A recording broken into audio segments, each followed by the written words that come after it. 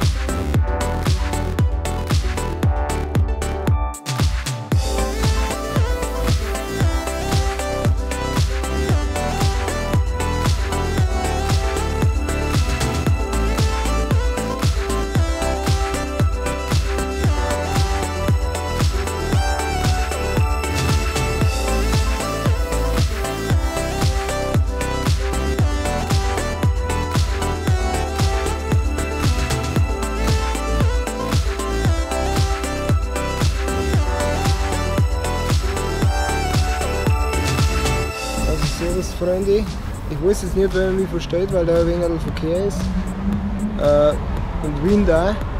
Aber ich bin jetzt gerade am 2. Tag in Hamburg, es ist abends, wir haben sich alles mal ein wenig angeschaut.